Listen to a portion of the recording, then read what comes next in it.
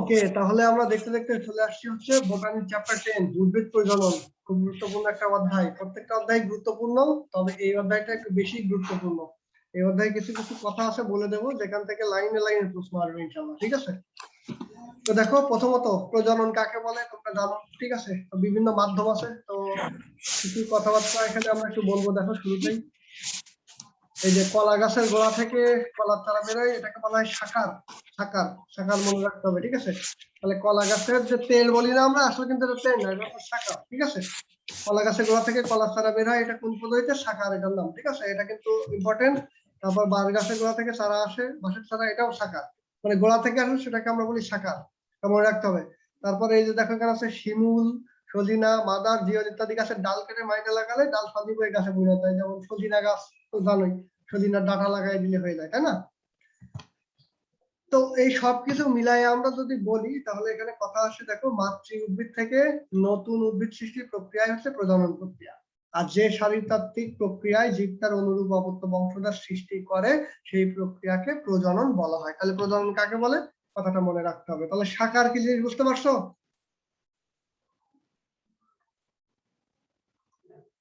জি ভাইয়া। ওকে, তাহলে যদি গাছের গোড়া থেকে বের হয়, তোমাদের এই কলা গাছ থেকে, কলা গাছের এই উদাহরণটা কিন্তু প্রায় আসে, সিরিয়াসটা দিয়ে নাও, কলা গাছের শাখার দেখা যায়, ঠিক আছে? শাখা দেখা যায় কলা গাছে। ওকে, তাহলে এটা গেল। এরপরে আমরা যেটা জানবো সেটা হচ্ছে তোমার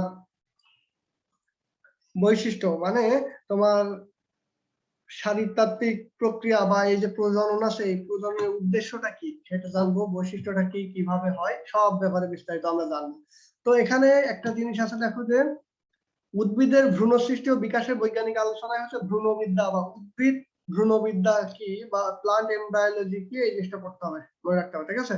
উদ্ভিদের ভ্রূণ সৃষ্টি ও বিকাশের আলোচনায় হচ্ছে উদ্ভিদ ভ্রূণবিদ্যা বা প্লান্ট এমব্রায়োলজি, ঠিক আছে? এই কথাটা মনে রাখতে হবে। এরপর একটা প্রজননের প্রকারভেদ। প্রজননটা হচ্ছে দুই প্রকার সচরাচর।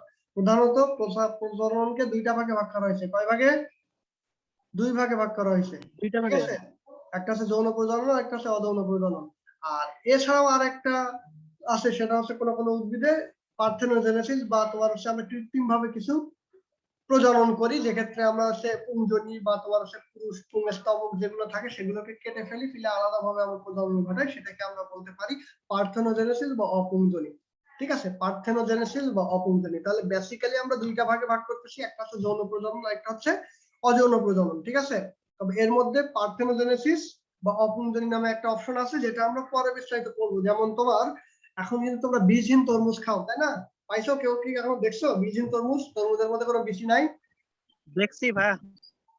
হ্যাঁ, তো এটা কিন্তু পার্থেনোজেনেসিসের বা পার্থেনোকার্পিক বা অপুংজনির একটা উদাহরণ, ঠিক আছে? অর্থাৎ এক্ষেত্রে আমরা এমন কিছু টেকনিক অবলম্বন করছি যেখান থেকে আর বীজ তৈরি হচ্ছে না মূলত, ঠিক আছে? তো যাই হোক, এখন আমরা একে একে আবৃতবীজী, নগ্নবীজী সকল উদ্ভিদের প্রজনন আমরা করবো। তো প্রথমে আসছে আমাদের আবৃতবীজী উদ্ভিদের যৌন প্রজনন। তো আবৃতবীজী উদ্ভিদের যৌন প্রজনন কিভাবে হতে পারে? দেখো, আবৃতবীজী প্রথমত কি হয়, ডিম্বাণু সৃষ্টি হয়, ডিম্বকের মধ্যে ডিম্বাণু সৃষ্টি হবে, এবং ডিম্বক সৃষ্টি হয় হচ্ছে স্ত্রীকেশরের গর্ভাশয়ের মধ্যে। কোথায় কি হয় মনে রাখতে হবে, শুক্রাণু সৃষ্টি হয় কোথায় মনে রাখতে হবে, আমাদের শুক্রাণু সৃষ্টি হচ্ছে পরাগরেণুতে, এবং পরাগরেণু সৃষ্টি হয় ফুলের পুংকেশরের পরাগধানীতে। তার মানে কোন জায়গায় কি তৈরি হয় এই জিনিসটা আমাদেরকে বুঝে নিতে হবে।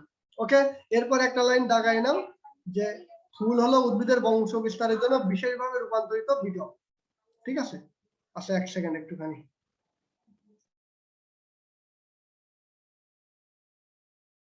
ওকে, তো দেখো, আমরা তাহলে ফুল কাকে বলে? ফুল হচ্ছে এক ধরনের বিশেষ ধরনের রূপান্তরিত বিটপ। এই জিনিসটা মনে রাখতে হবে, ফুল হচ্ছে এক ধরনের বিশেষ ধরনের রূপান্তরিত বিটপ। এখন এই বিটপটা সবাই জানে, বাট এটার ইংরেজি নামটা তোমাদেরকে এখন থেকে মনে রাখতে হবে, শুট। ফুল হচ্ছে এক ধরনের শুট, রূপান্তরিত শুট। তাহলে কোথায় ডিম্বাণু সৃষ্টি হয়, কোথায় শুক্রাণু সৃষ্টি হয় মনে রাখতে হবে, ঠিক আছে? এখন এখানে দেখো যে যৌন প্রজনন যদি বলি আবৃতবীজী উদ্ভিদের, তাহলে সেটা কেমন হতে পারে? সেটা হচ্ছে উগ্যামাস ধরনের। উগ্যামাস ধরনের, উগ্যামাস ধরনের কথাটার অর্থ কি? অর্থাৎ এখানে হচ্ছে স্ত্রী প্রজনন বা স্ত্রী রেণু যেটাকে বলি, বা আমরা ডিম্বাণু যেটা বলি সেটা, বা উগনিয়া বা ওভাম যেটাকে বলি, এই ওভামটা কিন্তু তোমার হচ্ছে এখানে বড় থাকে আকারে, ওভামটা বড় থাকে, এবং স্পার্মটা আকারে ছোট থাকে, ঠিক আছে? তো যাদের জননের ক্ষেত্রে ওভাম বা ডিম্বাণুটা বড় থাকে এবং নেতৃত্ব প্রদান করে, তাকে আমরা বলি হচ্ছে উগ্যামাস ধরনের, ঠিক আছে? তাহলে উগেমাল ধরনের কি বুঝতে পারছো? আবৃতবীজী উদ্ভিদের যৌন প্রজননটা হচ্ছে উগেমাল ধরনের। বোঝো আর না বোঝো, আবৃতবীজী উদ্ভিদের যৌন প্রজনন উগেমাল ধরনের মনে রাখতে হবে। ঠিক আছে? এইটাকে আবার স্প্রোফাইটও বলে না? স্প্রোফাইট গ্যামেটোফাইট জিনিসটা আবার একটু আলাদা। ঠিক আছে? সেটা হচ্ছে তোমার এই যে ব্রায়োফাইটা টেরিডোফাইটা ওইখানে আছে, ওইখানে বলবো। ঠিক আছে?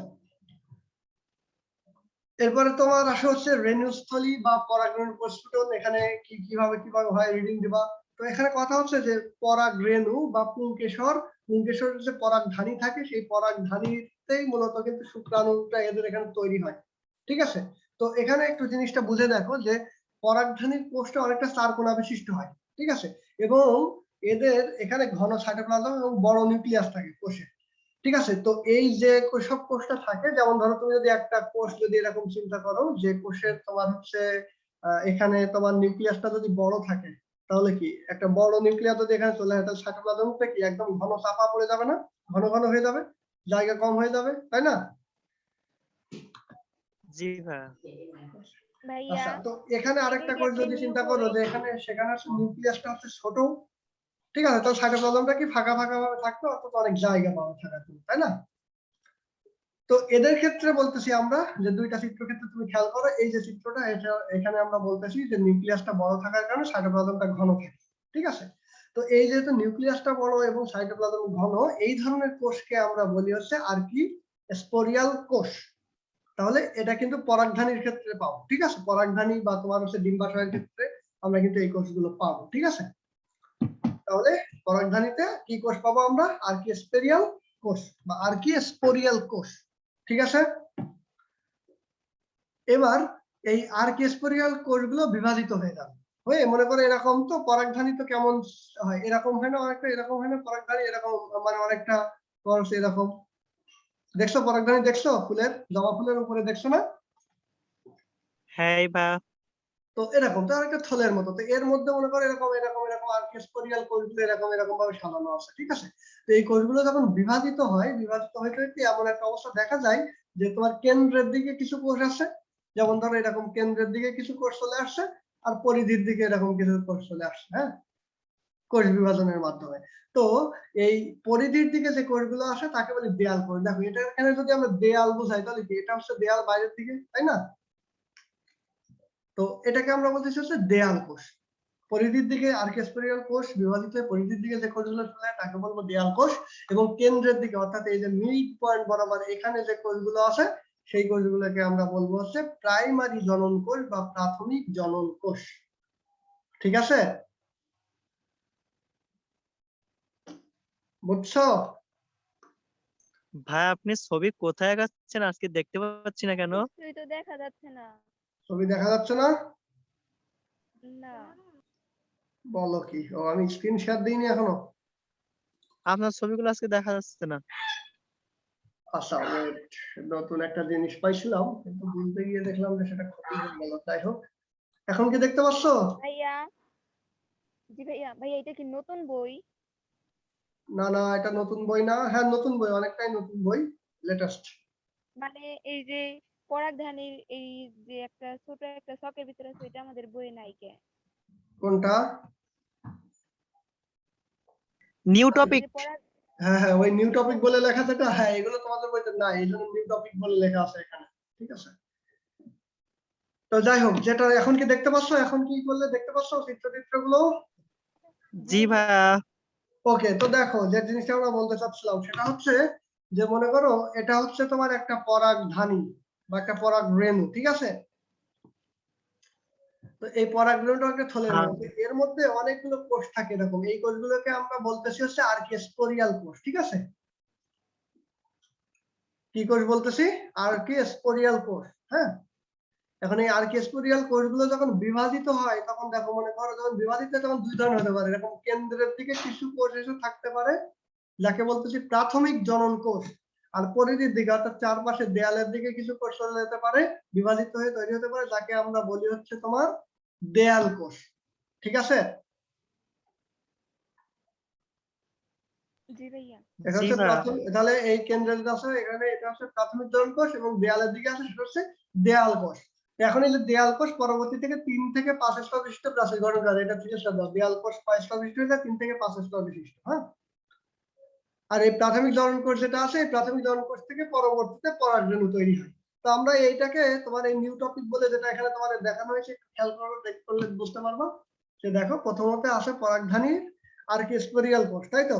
আর্কিস্পোরিয়াল কোষ, এবং এটা হচ্ছে ডিপ্লয়েড বা 2n, যেহেতু পরাগধানী বা ফুল সেটা একটা ডিপ্লয়েড, তাই না? তো এটা হচ্ছে আর্কিস্পোরিয়াল ডিপ্লয়েড। এখান থেকে যখন বিভাজন হয় মাইটোসিস প্রক্রিয়ায় বিভাজন হয়ে পরিধির দিকে চলে যায় দেয়াল কোষ, যেটাও ডিপ্লয়েড, আবার তোমার কেন্দ্রের দিকে চলে যায় প্রাথমিক জনন কোষ, যেটাও ডিপ্লয়েড। ঠিক আছে, এবার দেয়াল কোষ যেটা, সেটা কি করে? প্রাচীর গঠন করে। এটা তো আমরা জানি, দেয়াল গঠন করতেছে বা প্রাচীর গঠন করতেছে। আর প্রাথমিক জনন কোষ যেটা, সেখান থেকে তৈরি হয় পরাগ মাতৃকোষ, যেটাও ডিপ্লয়েড। পরে এই পরাগ মাতৃকোষ থেকে মায়োসিস বা মিয়োসিস প্রক্রিয়ার মাধ্যমে পরাগরেণু তৈরি হয়। ঠিক আছে, আর এই পরাগরেণুই কিন্তু বেসিক্যালি শুক্রাণু হিসাবে কাজ করতেছে এদের। ঠিক আছে, জি ভাইয়া। তাহলে এই জিনিসগুলো, তাহলে এখান থেকে কোন কোন জিনিস মনে রাখবা, এই নিউ টপিক বলে যতটুকু করা আছে তোমাদের দিয়ে দেবো, মানে পিডিএফ দিয়ে দেবো, তোমরা এখান থেকে পড়ে নিবা, শর্টকাট করে নিবো। এবং এই অধ্যায়ের উপর আমার একটা স্পেশাল হ্যান্ড নোট তৈরি করা আছে, সেটাও আমি তোমাদের দিয়ে দেবো। ঠিক আছে, সমস্যা নেই, সেটা পড়লে জাস্ট তোমাদের আর কিছু লাগবে না, আশা করি। তো এখন দেখো এখানে যেটা হলো, এই যে পরাগ মাতৃকোষ কোন প্রক্রিয়ায় বিভাজন হয়? মাইসিস প্রক্রিয়ায়, তোমরা জানো, হয়ে তোমার সে পরাগরেণু তৈরি করতেছে। এটা প্রতিটি ডিপ্লয়েড পরাগ মাতৃকোষ সাথে 4টি হ্যাপ্লয়েড পরাগরেণু, সেটাও তোমরা জানো। এখন কথা হচ্ছে, অধিকাংশ ক্ষেত্রে সাধারণত হলুদ বর্ণের হয়। পরাগরেণুর বর্ণ কেমন হয়? হলুদ বর্ণের হয়। ঠিক আছে, পরাগরেণু কেমন বর্ণের হয়? হলুদ বর্ণ। থিরেশ দাও, পরাগরেণুর বর্ণ কেমন? পরাগরেণুর বর্ণ কেমন তাহলে? হলুদ বর্ণ। এটা কিন্তু আসবে পরীক্ষাতে। এরপর দেখো ট্যাপেটাম কাকে বলে, তোমাদের কি বলা হয়েছিল? এই যে প্রাচীরের সবচেয়ে ভেতরের স্তর, আমরা যেটা বলছিলাম যে দেয়াল কোষ, সেটা কয় স্তর বিশিষ্ট হয়? 3 থেকে 5 স্তর বিশিষ্ট হতে পারে দেয়াল কোষ, তাই না? তো এইটা সব থেকে ভিতরে, মনে করে এই একটা স্তর, এই একটা স্তর, আর এই একটা স্তর, মনে করো 3 স্তর হয়েছে। তো এর ভিতরে সব থেকে ভিতরের যে স্তরটা, এই ভিতরের স্তরটার নাম হচ্ছে ট্যাপেটাম। ভিতরের স্তরটার নাম কি? ট্যাপেটাম। ট্যাপেটাম। এই ট্যাপেটাম কি? এটা সিরিয়াস দাও, ইম্পর্টেন্ট। ঠিক আছে, তাহলে প্রাচীরের সবচেয়ে ভিতরের স্তরটার নাম হচ্ছে ট্যাপেটাম। এবং এই অনেক সময় দেখা যাচ্ছে ট্যাপেটাম বিগলিত হয়ে প্রচুর পুষ্টি সাধন করে, তাহলে ট্যাপেটাম গিয়ে তোমার এই যে পরাগরেণুর পুষ্টি দেয়, এটা গেল। তারপরে বলা হচ্ছে যখন 4টা পরাগরেণু তৈরি হয়, আমরা জানি মিয়োসিস প্রক্রিয়ায়, তখন সেই 4টাকে একসাথে বলা হয় পরাগ চতুষ্টয় বা পোলেন টেট্রাড। ঠিক আছে, তাহলে পরাগ চতুষ্টয়, 4টা পরাগরেণুকে একসাথে আমরা বলতেছি পরাগ চতুষ্টয় বা পোলেন টেট্রাড। মনে থাকবে? হ্যাঁ। এরপর দেখো, তারপরে আমরা বলতেছি, পরে একটা লাইন আছে, দেখাও এই অধ্যায়ে মানে কিন্তু বাদ দেওয়ার মতো জিনিস কিন্তু খুবই কম, বুঝে পড়লে সহজে মনে রাখতে পারবা। এই যে অর্কিডেসিয়া আর একটা হচ্ছে অ্যাসলেপায়াডেসিয়া। ঠিক আছে, এই দুইটা গোত্রের উদ্ভিদে পরাগরেণু পৃথক না হয়ে একসাথে থাকে, অর্থাৎ এই 4টা পরাগরেণু আমরা বলছিলাম না, এগুলো পৃথক হয় না, এরা সব একসাথে যুক্ত থাকে এরকম পেশায়। ঠিক আছে, তো এই যে 4 সাথে একসাথে থাকাকে, এই কারণে এদেরকে বলা হয় পলিনিয়াম। এই ধরনের বিশেষ গঠনকে বলা হয় পলিনিয়াম। তাহলে পলিনিয়াম কি জিনিস? পরাগরেণু যদি একসাথে থাকে, যদি আলাদা না হয়, তাহলে তাকে আমরা বলবো পলিনিয়াম। উদাহরণ কি? অর্কিডেসিয়া, মানে অর্কিড টাইপের। ঠিক আছে, অর্কিডেসিয়া, আর একটা হচ্ছে অ্যাসলেপায়াডেসিয়া। ঠিক আছে, অ্যাসলেপায়াডেসিয়া। ঠিক আছে, মনে রাখতে হবে। তাহলে পলিনিয়ামের উদাহরণ কোনটি? এই অর্কিডেসিয়া, আর একটা হচ্ছে অ্যাসলেপায়াডেসিয়া। মনে থাকবে? এরপর হচ্ছে পরাগরেণুর গঠন। এই যে দেখো এখানে দেখানো হচ্ছে অনেক জিনিস, চিত্রটা খেয়াল করো। দেখো এখানে আছে তোমার হচ্ছে একটা, ধরে নাও এটা হচ্ছে একটা ফুল, সেই ফুলের এখানে এটাকে বলতেছে পরাগধানী। সেই পরাগধানীর থেকে আমরা তোমার হচ্ছে এই যে পুংকেশর টেনে নিয়ে আসলাম, আসার পরে দেখো এখানে একটা পুংদণ্ড আছে, আর এর ভিতরে যেটা আছে পরাগরেণু, এর মধ্যে টোটালি দেখো, মানে পরাগধানী যেটা, এর মধ্যে দেখো যে এই ধরনের একটা অবস্থান থাকতেছে। ঠিক আছে, মানে ওইটাকে কাটলে এরকম দেখা যাচ্ছে, যার মধ্যে আমরা দেখতে পাচ্ছি এগুলো কিন্তু সব পরাগথলি। এই একটা পরাগথলি, এই একটা পরাগথলি, এই একটা পরাগথলি, আর এই একটা পরাগথলি। এই পরাগথলির মধ্যে কিন্তু অনেকগুলো, প্রত্যেকটা পরাগথলির মধ্যে অনেকগুলো এরকম গোল গোল দিয়ে অনেকগুলো পরাগরেণু দেখাচ্ছে। ঠিক আছে, এই একটা পরাগরেণু, এখানে একটা স্ট্রাকচার দেখা। ঠিক আছে, এরকম 4টা পরাগরেণু থাকে, একসাথে তৈরি হয় একটা পরাগ মাতৃকোষ থেকে। ওকে, এইবার একটা প্রশ্ন দেব, সেই প্রশ্নটা পরীক্ষাতে আসবে 100%। ঠিক আছে, দেখো এখানে কথা বলতেছি যে আমরা যেটা বলতেছিলাম যে পরাগরেণু কেমন হতে পারে, গোলাকার, ডিম্বাকার, ত্রিভুজাকার হয়। এদের ব্যাস 10 থেকে 200 মাইক্রোমিটার, লাগবে না, ঠিক আছে, মানে পড়ে রাখো। তবে 100% ইম্পর্টেন্ট কোশ্চেন না, 100% ইম্পর্টেন্ট প্রশ্ন যেটা সেটা আমরা বলবো এখন, সেটা হচ্ছে দেখো যে প্রত্যেকটা পরাগরেণুর দুইটা ত্বক থাকে। প্রত্যেকটা পরাগরেণুর কয়টা ত্বক থাকে? দুইটা ত্বক থাকে। এখন একটা হচ্ছে বাইরের ত্বক আর একটা হচ্ছে ভিতরের ত্বক। তো বাইরের ত্বক যেটা বলতেছি সেটা হচ্ছে কিউটিন যুক্ত পুরু শক্ত এবং এর নাম হচ্ছে এক্সাইন। এটা পরীক্ষাতে আসবে ইনশাআল্লাহ, ঠিক আছে। পরাগরেণুর দুইটা ত্বক থাকে, বাইরের ত্বকটাকে আমরা বলতেছি হচ্ছে বহিত্বক বা এক্সাইন। পরাগরেণুর বাইরের ত্বকটার নাম কি? এক্সাইন, ঠিক আছে।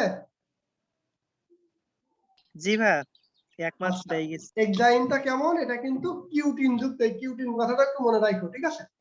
এই মেয়েরা তোমরা কি বুঝতে পারছো না? কথা বলতেছো না কেউ? জি ভাইয়া, বুঝতে পারছি। এক্সাইন, ঠিক আছে, এক্সাইন। আর ভিতরের ত্বকটাকে কি বলা হয় বলো তো? জানো কেউ? ভিতরের ত্বকটাকে অপশন দেন। বলা হচ্ছে ইনটাইন। এটাও আসবে, দুইটার যে কোনো একটা পরীক্ষাতে আসবে, আউট কোশ্চেন যাও।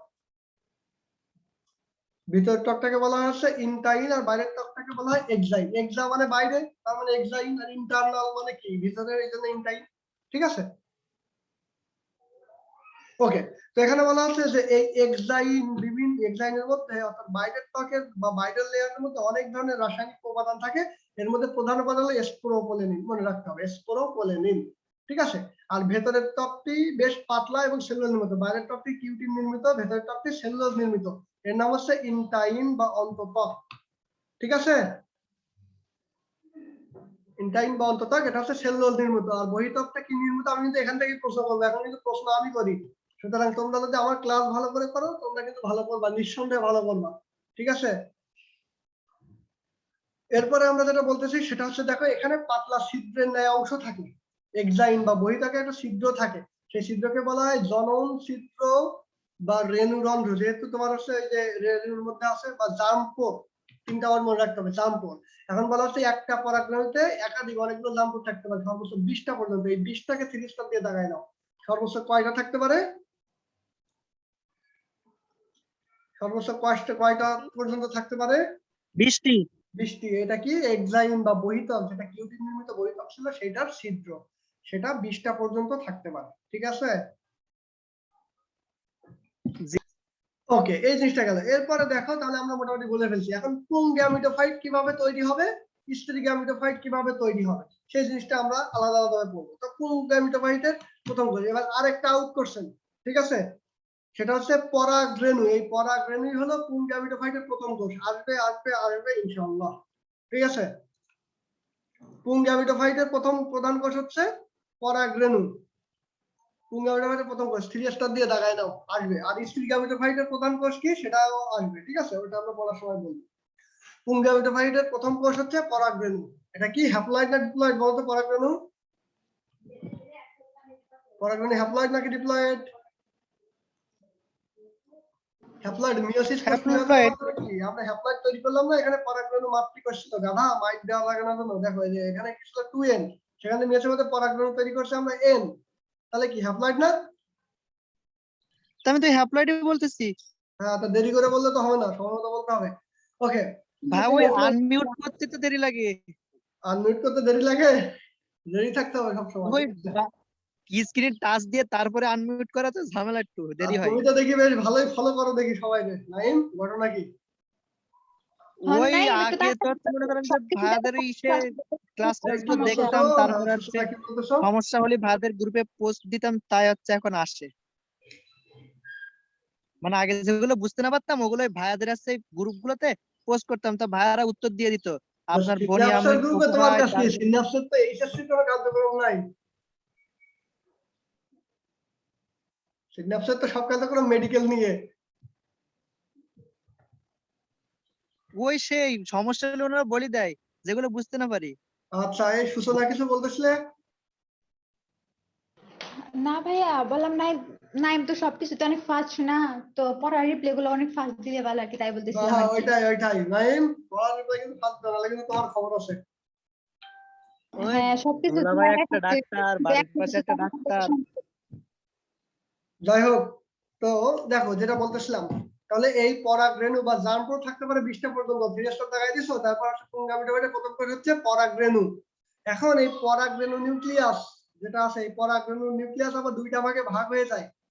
ঠিক আছে, খুব ভালোভাবে এই জায়গাটা বুঝে নাও। এখানে দেখো, চিত্র দেখো, এই হচ্ছে একটা পরাগ রেণু। ঠিক আছে, পরাগ রেণুর মধ্যে নিউক্লিয়াস আছে, নিউক্লিয়াসটা দুইটা ভাগে ভাগ হয়ে গেছে, এই একটা আর এই একটা বড় নিউক্লিয়াস হয়ে গেছে, মানে একটা বড় নিউক্লিয়াস একটা ছোট নিউক্লিয়াস। তো ছোট নিউক্লিয়াসটাকে বলতে জনন নিউক্লিয়াস। ঠিক আছে, আর বড় নিউক্লিয়াস যেটা হয়ে গেছে তার নাম বলতেছে নালিকা নিউক্লিয়াস। পরবর্তীতে এই বড় নিউক্লিয়াস যেটা বা নালিকা নিউক্লিয়াস যেটা, সেটা হচ্ছে এরকম পরাগ নালিকা তৈরি করতেছে, এরকম নালী তৈরি করতেছে। ঠিক আছে, পরবর্তীতে সেটা হচ্ছে এরকম নালী তৈরি করতেছে, একটা পরাগ নালী তৈরি হচ্ছে।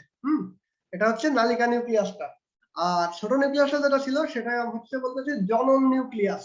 এটা কি করতেছে, এর মধ্যে দুইটা, একটা থেকে বিভাজিত হয়ে দুইটা শুক্রাণু তৈরি করতেছে বা পুংগামিট তৈরি করতেছে। ঠিক আছে, তাহলে পরাগ রেণুর মধ্যে যে পরাগ রেণুর নিউক্লিয়াসটা থাকে, সেই নিউক্লিয়াসটা দুইটা ভাগে ভাগ হচ্ছে, একটা বড় একটা ছোট। বড়টা হচ্ছে নালিকা নিউক্লিয়াস, ছোটটা হচ্ছে জনন নিউক্লিয়াস। বড়টা অর্থাৎ নালিকা নিউক্লিয়াস যেটা ছিল সেটা হচ্ছে পরাগ নালিকা বা পোলেন টিউব গঠন করতেছে পরবর্তীতে এরকম। ঠিক আছে, এরকম পোলেন টিউব গঠন করতেছে। আর ছোটটা যেটা ছিল সেটা হচ্ছে জনন নিউক্লিয়াস, সেটা কি তৈরি করতেছে, জনন কোষ। দ্যাট মিনস শুক্রাণু, একটা থেকে দুইটা শুক্রাণু তৈরি করতেছে। ঠিক আছে, জি ভাইয়া।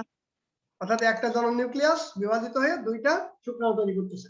ওকে, এটা গেল তোমার বেসিক। এই কথাবার্তাগুলো এখানে লেখা আছে যে পরাগরেণু নিউক্লিয়াসটি বিভাজিত হয়ে দুটি অসম নিউক্লিয়াস তৈরি হয়। বড়টিকে বলা হয় নালিকা নিউক্লিয়াস, ছোটটিকে বলা হয় জনন নিউক্লিয়াস। দাগাইনি ওই লাইনগুলো। ঠিক আছে, পরাগধানী প্রাচীর ফেটে গেলে সাধারণত এই নিউক্লিয়াস অবস্থায় পরাগরেণু বাইরে বের হয়ে আসে এবং পরাগরেণু সংগঠিত হয়।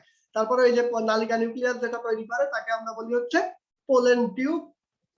এই যে পোলেন টিউব বা পরাগ নালিকা, ইংরেজিতে বলে পোলেন টিউব। তাহলে এইখানে কিন্তু আরো একটা নিউ টপিক তোমাদেরকে দেওয়া হয়েছে যে পরাগরেণু নিউক্লিয়াস ভেঙে কি হচ্ছে, এখানে নালিকা নিউক্লিয়াস তৈরি করতেছে, জনন নিউক্লিয়াস তৈরি করতেছে। নালিকা নিউক্লিয়াস থেকে পরবর্তীতে পোলেন টিউব তৈরি হচ্ছে, আর জনন নিউক্লিয়াস থেকে দুইটা পুংগামিট তৈরি করতেছে, যেটাকে পুংগামিট 1 এবং পুংগামিট 2 বলতেছি আমরা। ওকে, এটা চলে গেল। এরপরে আমরা বলতেছি কি, নালিকাটি সেখান থেকে কিছু জিনিস একটু জানার আছে। বলতেছে যে শুক্রাণু সৃষ্টি করে, এটা তো আমরা জানো। এখন কিছু কথা এখানে একটু জানতে হবে। দেখো, দাগাই নাও, এই বোল্ড করে যে কথাগুলো বলা আছে দাগাই নিতে হবে। কি বলা আছে দেখো, পরাগ রেণু, নালিকা নিউক্লিয়াস, জনন নিউক্লিয়াস, পরাগনালিকা, পুংগামিট, এগুলো সমানে গঠিত হলো পুংগামিটোফাইট, যা অত্যন্ত ক্ষুদ্র এবং স্পোরোফাইটের উপর নির্ভরশীল।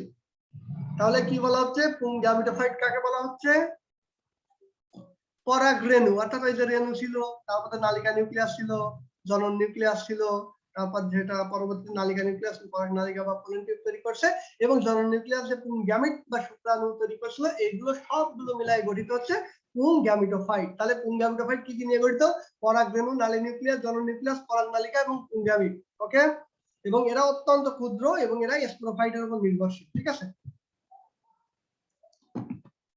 ঠিক আছে। জি। আচ্ছা, এরপর দেখো ডিম্বকের পরিচালনা। তাহলে যেরকম ভাবে আমরা হচ্ছে এই যে পরাগ নালিকার মাধ্যমে পরাগরেণু বা শুক্রাণু তৈরি হলো, ঠিক একই রকম ভাবে এখানে ডিম্বাণু মাতৃকোষ থাকবে। সেই ডিম্বাণু মাতৃকোষ নিউ টপিকটা তুমি যদি এখানে দেখো, ঠিক একই রকম জিনিস। ডিম্বকের মধ্যে মানে আমাদের যেরকম তোমার পরাগধানী বা পরাগ নালিকা বা মধ্যে যেমন তোমার ছিল হচ্ছে আর্কেস্পেরিয়াল কোষ, ঠিক তেমনি ডিম্বকের মধ্যে থাকবে আর্কেস্পেরিয়াল কোষ। সেখান থেকে দুই ধরনের কোষ তৈরি হবে। কেন্দ্রের দিকে যে কোষগুলো তৈরি হবে থাকবে বিভাজিত হয়ে, তাকে বলবো প্রাথমিক জনন কোষ। এবং তোমার পরিধির দিকে যেটা থাকবে তাকে বলবো দেয়াল কোষ। দেয়াল কোষ থেকে পরবর্তী প্রাচীর তৈরি হবে, সেই প্রাচীর আবার 3 থেকে 5 স্তর বিশিষ্ট হয়ে যাবে। ঠিক আছে, আর ওই যে কেন্দ্রের দিকে যে প্রাথমিক জনন কোষ থাকবে, সেই জনন কোষটা থেকে স্ত্রী জনন মাতৃকোষ তৈরি হবে, যেটা ডিপ্লয়েড। সেই স্ত্রী জনন মাতৃকোষে মায়োসিস প্রক্রিয়া, এই মায়োসিসটা কিন্তু খুব ইম্পর্টেন্ট।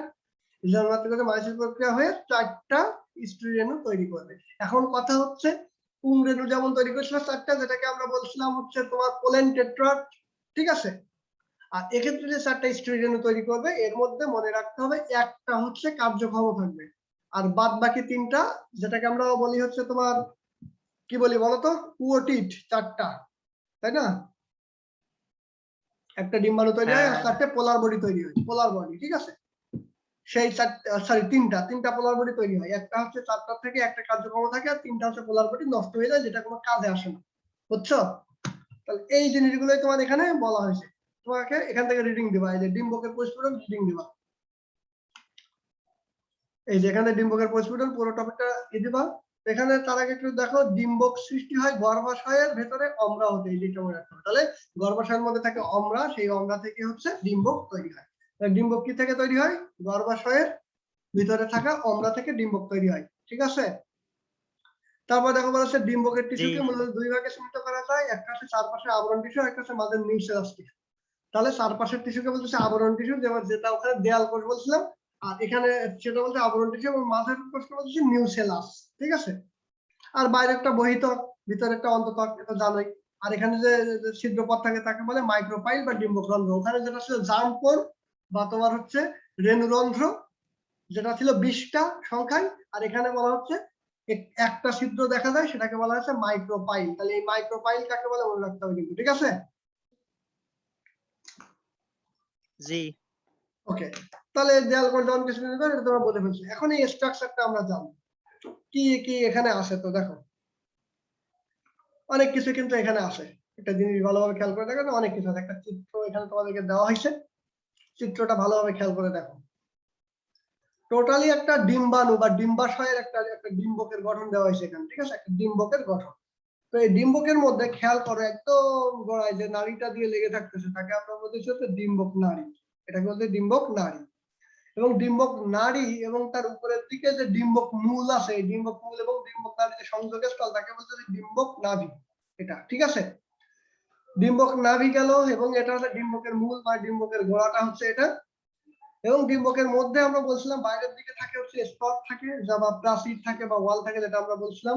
আর ভিতরের দিকে থাকে হচ্ছে নিউসেলাস। অর্থাৎ তোমার যদি খেয়াল করো বাইরের দিকে যে ডিম যেটা থাকে তাকে আমরা বলছিলাম ডিম্বক ত্বক, ঠিক আছে। বাইরের দিকে এই যে এখানে এখানে এই যে লাল করে দিচ্ছে যে অংশটুকু, এই অংশটুকুকে বলতেছি আমরা হচ্ছে নিউসেলাস, অর্থাৎ ভিতরের অংশ। এটা হচ্ছে নিউসেলাস। আর এর বাইরে, এটা বাদ দিয়ে বাইরে যে পার্টটুকু আছে তাকে আমরা বলতেছি কি? বহিত্বক বা ডিম্বক ত্বক। ডিম্বক ত্বকের দুইটা লেয়ার আছে, এটা হচ্ছে বহিত্বক, আর ভিতরে যেটা আছে এটা হচ্ছে অন্তত্বক। দেখতে পাচ্ছ তোমরা? জুম করে নাও। জি জি ভাইয়া। তাহলে বহিত্বক লাইন ফাজলামি হয়ে যাচ্ছে কিন্তু, ঠিক আছে, টান টান রেখে লাভ নেই তো। তো বহিত্বক অন্তত্বক, ঠিক আছে, বহিত্বক অন্তত্বকটা মনে রাখতে হবে। ওকে, এখন এই নিউসেলাসের মধ্যে আরো কিছু স্ট্রাকচার আছে। তার আগে দেখো বহিত্বক অন্তত্বক, নিউসেলাসের এই জায়গাতে একটা ফাঁকা জায়গা আছে, যেটাকে আমরা বলছিলাম মাইক্রোপাইল। যে জায়গাটা থেকে শুক্রাণু বা পরাগ রেণু এসে ঢোকে, এই জায়গাটা দিয়ে, ঠিক আছে। পরাগ রেণুর মধ্যে যে নিউক্লিয়াস আছে, সেই নিউক্লিয়াসটা কিন্তু এই জায়গাটা দিয়ে এসে, মনে করো এইভাবে এসে এখান থেকে এসে ভিতরে ঢুকে যায়। এবং এর মধ্যে আছে এই যে তিনটা আছে, তিনটাকে বলতেছি ডিম্বাণু যন্ত্র। এই যে তিনটা এখানে আছে, এই তিনটাকে বলতেছি এগ অ্যাপারেটাস বা ডিম্বাণু যন্ত্র, ঠিক আছে।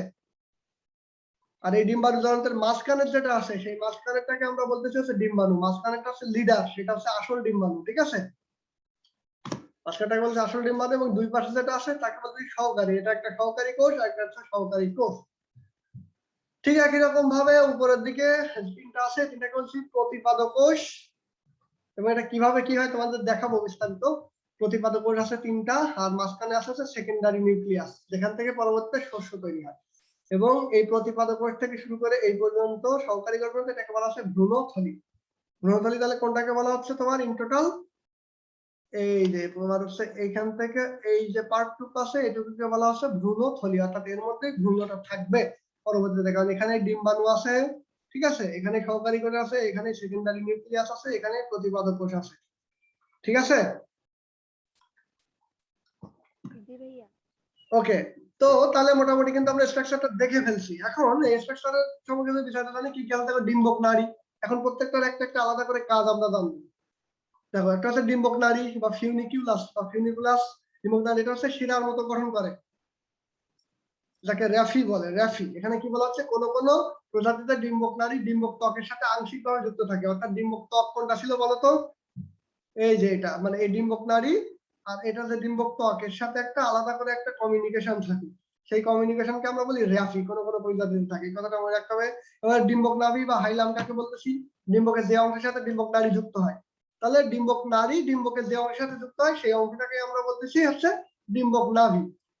ওকে, তারপর আছে নিউসেলাস বা ভ্রূণপোষক টিস্যু। এই নিউসেলাস আর একটা হচ্ছে ভ্রূণপোষক টিস্যু। এটা হচ্ছে কি, যে ত্বক দিয়ে ঘেরা প্রধান টিস্যু। অর্থাৎ কি, এখানে চিত্রক্ষেত্রে আমরা যেটা বলছিলাম, এই যে বহিত্বক এবং অন্তত্বক, অর্থাৎ যেটা ডিম্বক ত্বক, এই ডিম্বক ত্বক যেটা, অর্থাৎ এই যে ডিম্বক ত্বক আছে, এই ত্বক দিয়ে ঘেরা, ঠিক আছে, এই ত্বক দিয়ে ঘেরা, অর্থাৎ এর মাঝখানে এই যে অংশটুকু আছে এটাকে আমরা বলছি নিউক্লিয়াস বা ভ্রূণপোষক টিস্যু।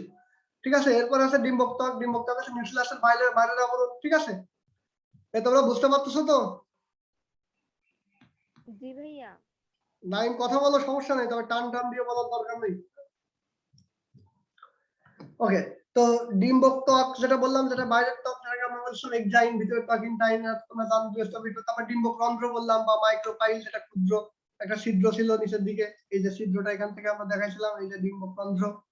তারপর ডিম্বক মূল আছে, মূল বা চেলাজা। এই মূলের নাম কিন্তু চেলাজা, যেখানে দেখবো মূল সেখানে এই চেলাজা কথাটা মনে রাখতে হবে। চেলাজা মানে হচ্ছে মূল। ঠিক আছে, সে মূল ডিম্বকের গোড়ার দিকের অংশ। ঠিক আছে, তাকে বলছে ডিম্বক মূল। এই যে ভিতরে উপরের দিকে ছিল, অর্থাৎ টোটালি ডিম্বকের যে তোমার হচ্ছে গোড়ার দিকে যে অংশ, এই জায়গাটা ডিম্বকের গোড়া না এটা, তো এই গোড়াটাকে আমরা বলছি ডিম্বক মূল বা চেলাজা।